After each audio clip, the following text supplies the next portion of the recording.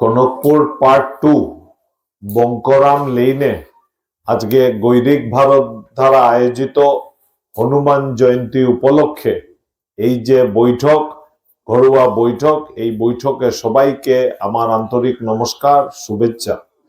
আমরা ভারতীয় জনতা পার্টি এবং নরেন্দ্র মোদীর দল হিসাবে, বিশেষ করে যারা ভারতবর্ষের সনাতনী লোক, সনাতনী ধর্মকে আধার করে আমরা যারা রাজনীতির প্রাঙ্গণে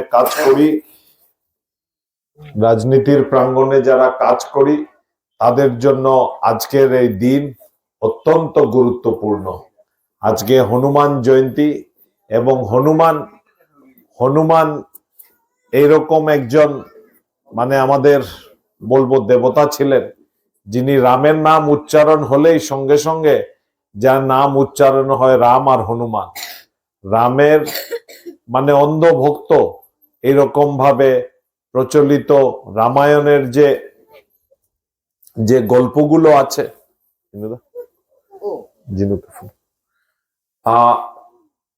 রামায়ণের যে গল্পগুলো আছে, যে রামায়ণের গল্প গুচ্ছ নিয়ে আমরা সমাজে আজকে রাম আর হনুমানের গল্প আমরা বাচ্চাদেরকে বলি। আমরা হনুমানকে রামের শুধু ভক্ত হিসাবে দেখেছি এরকম নয়, আমরা উনাকে শক্তির উপাসক বলে ভাবি। আজকে যারা বিগত দিনে যারা দক্ষিণ ভারতে গেছে, যারা লঙ্কাতে গেছে, তারা অনেকেই ভেবেছে যে এটা বোধহয় কাল্পনিক, কারণ কংগ্রেস সবসময় বলেছে রামায়ণ আর মহাভারত কাল্পনিক। তারা কোনোদিন স্বীকার করেনি যে রামায়ণ আর মহাভারত সত্যিকারের 1000 বছর আগে আমাদের এইখানে ঘটেছিল। শুধু ঘটেনি, এগুলোর যে তথ্যগুলো দেওয়া আছে সেই তথ্যগুলো কোনো কাল্পনিক নয়, সেই তথ্যগুলোর একটা আধার আছে, তার সায়েন্টিফিক বৈজ্ঞানিক তার প্রমাণ আছে বলে আমরা মনে করি। আমরা আজকের দিনে যে রাম সেতু বলা হয়, যে ভারতবর্ষের দক্ষিণ অংশ থেকে লঙ্কা যাওয়ার যে রাস্তাটা, সেই রাস্তাটা যখন আজকের দিনে আমাদের ক্যামেরা আকাশে চলে গেছে স্যাটেলাইটের মাধ্যমে, সেইখান থেকে যখন ফটো উঠানো হয় তাহলে দেখা যায় ভারতবর্ষের রামেশ্বরমের পাশে পাথর দিয়ে একটা ব্রিজের মতন, যেটা লঙ্কার উত্তর দিকে গিয়ে এটার সঙ্গে জোর দিয়েছে রাম। এইগুলো উনার সৈন্যবাহিনী নিয়ে, হনুমানদের সৈন্যবাহিনী নিয়ে, লক্ষণকে নিয়ে সেই জায়গায় গেছিলেন এবং এইগুলো কাজ করাতে হনুমান তার বাহিনীদেরকে নিয়ে রামের জন্য সেই ব্রিজটা করে দিয়েছিল বলে সেটা সম্ভব হয়েছে। আজকে আমরা যারা ভারতীয় জনতা পার্টি করি, তারা এই কথাগুলো নিশ্চিন্তভাবে বলতে পারি যে আজকে রাম মন্দির আমরা তৈরি করেছি। রাম মন্দির তৈরি করার পেছনে প্রায় 150 বছরের আইনি লড়াই হয়েছে ভারতবর্ষের বুকে। এটা একটা অদ্বিতীয় ঘটনা। আমাদের এইখানে 80% লোক হিন্দু লোক, 80% লোক সনাতনী লোক, কিন্তু আমাদের আরাধ্য রাম যে আছেন, সেই রামের নামে মন্দির করার জন্য আমাদের কোর্টে গিয়ে আইনি ভাবে লড়াই লড়ে আমরা এই মন্দির প্রতিষ্ঠা করতে সক্ষম হয়েছি। বিগত 2 বছর আগে আপনারা জানেন ভারতবর্ষের মাননীয় প্রধানমন্ত্রী এই মন্দিরকে শুভারম্ভ করেছিলেন, সেই মন্দিরের প্রাণ প্রতিষ্ঠা করেছিলেন। আমি বিগত কিছুদিন আগে সেই রাম মন্দিরে গেছিলাম এবং সেই প্রাঙ্গণে হনুমানগিরিতে একটা হনুমান মন্দির আছে।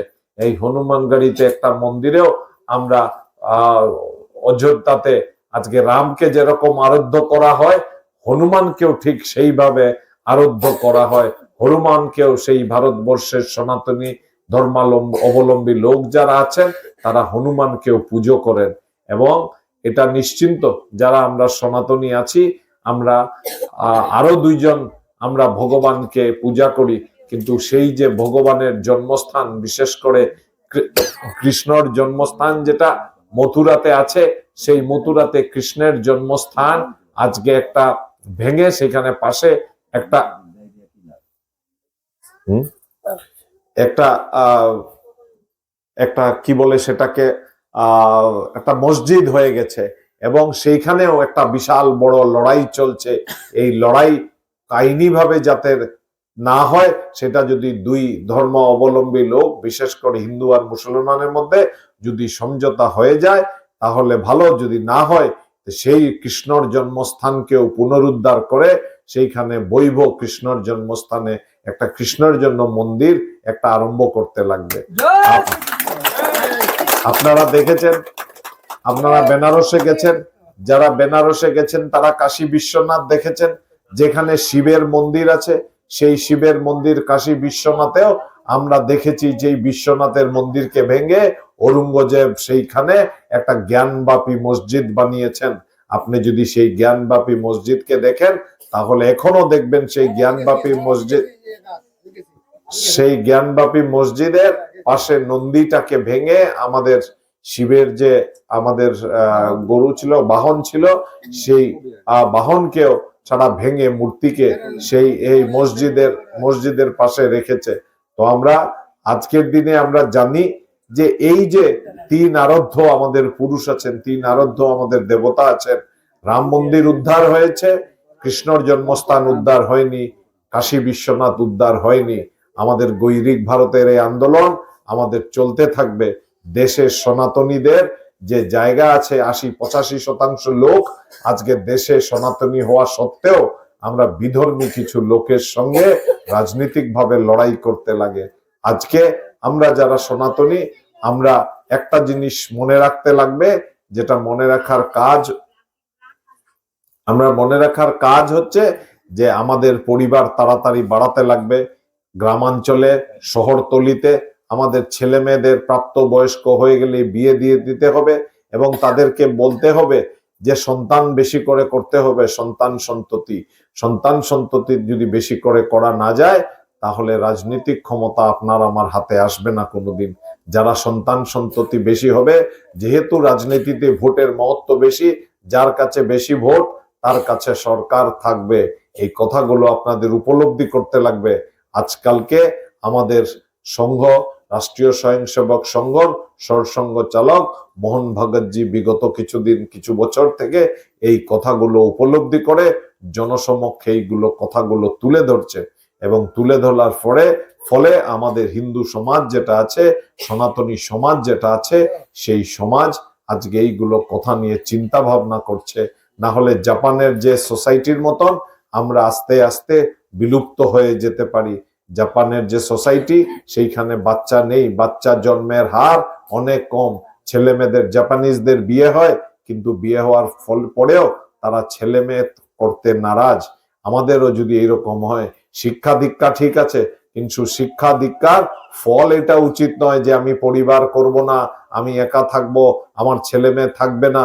এটা পরিবার, এটা শিক্ষার পরিণতি হতে পারে না, যেটা জাপানিজ সোসাইটি হয়েছে।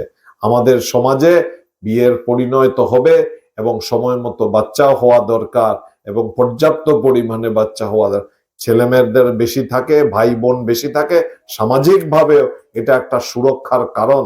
আমাদের আগের জেনারেশনে দেখেছি আমরা, আমাদের মা বাবাদের অনেক ভাই বোন ছিল, একজনের বিপদে আরেকজন আসতে পারতো, একজনের কোনো দরকারে আরেকজন এসে পাশে দাঁড়াতে পারতো। এখন আমাদের পরিবার ছোট হচ্ছে, একজন ছেলে কিংবা একজন মেয়ে, পাশে দাঁড়ানোর কোনো লোক নেই। মা বাবার কোনো অসুখ হলে, ছেলে যদি বিদেশে থাকে, সে পড়াশোনা করছে কিংবা চাকরি করছে বাইরে, তার সঙ্গে বুড়ো মা বাবাকে এই জায়গাতে দেখার কেউ নেই। এইরকম পরিস্থিতি এবং এইরকম সমাজ আমরা তৈরি করছি। এটার থেকে আমাদের বিরত থাকতে লাগবে। আজকে হনুমান জয়ন্তী উপলক্ষে আমি হনুমানের চরণে প্রণাম জানিয়ে আমার বক্তব্য দীর্ঘ করতে পারবো না, কারণ আমার আরেকটা মন্দিরে যেতে হবে, কাঠিয়া বাবার মন্দিরে আমার জন্য লোক অপেক্ষা করছেন, আমি সেই মন্দিরে যেতে হবে। আপনাদের সবাইকে আমার আন্তরিক নমস্কার এবং শুভেচ্ছা, বিশেষ করে মহারাজকে। মহারাজজি, আপনি অনেক দূর থেকে কষ্ট করে এসেছেন, আপনার বক্তব্য রাখবেন, আমাদের এই অঞ্চলের সমাজকে রাখবেন। আমাদের শিলচর ডেভেলপমেন্ট অথরিটির চেয়ারম্যান মঞ্জুল দেবকে আপনারা চেনেন, উনিও থাকবেন। আমরা আরেকটা মিটিং এ যাব, আরেকটা কার্যক্রমে আমাদের যেতে হবে, আরো 4টা কার্যক্রম আমার বাকি আছে। তো যাই হোক, আমরা রাজনীতির পরিবেশে এসেছি, একটা কথা না বলে আমি পারছি না। 9 তারিখে আমাদের ভোট গ্রহণ কেন্দ্রে যেতে হবে। আপনারা সবাই মিলে ভারতীয় জনতা পার্টির ক্যান্ডিডেট হিসাবে আপনারা আমাকে পাবেন। আপনাদের সব সময় আপনাদের সাথে থাকব। আপনাদের পরিবার পরিজনের দুঃখ কষ্টতে আমি সাথে থাকব। এই কথাগুলো বলে আমি আমার ছোট ভাই মণিভূষণকে আমি ধন্যবাদ জানাচ্ছি। আমি প্রথমে বুঝিনি যে এই মিটিংটা, আমি ভেবেছিলাম বোধহয় ভারতীয় জনতা পার্টির মিটিং। তো গৈরিক ভারতের এই প্রচেষ্টাকে আমি সাধুবাদ জানাই। মণিভূষণ সবসময় সমাজের সঙ্গে থাকে, নিজে সাংবাদিকতা করে, এছাড়াও এরকম সংস্থার সঙ্গে জড়িত থাকে। বিশেষ করে ছোট ছোট ছেলে মেয়েদের ও ক্যারাটে শেখানোর থেকে আরম্ভ করে, সেলফ ডিফেন্স শেখানোর থেকে আরম্ভ করে সমাজের কাজে নিয়োজিত থাকে। আমি মণিভূষণকেও আমার আন্তরিক নমস্কার, শুভেচ্ছা, এবং আবারও হনুমান জয়ন্তী উপলক্ষে হনুমানের চরণে আমার প্রণাম এবং আপনাদেরকে শুভেচ্ছা বার্তা দিয়ে আমার বক্তব্য এখানে শেষ করছি। ধন্যবাদ। ভারত মাতা কি জয়। জয় বজরংবলী কি, জয় বজরংবলী কি, জয় বজরংবলী কি।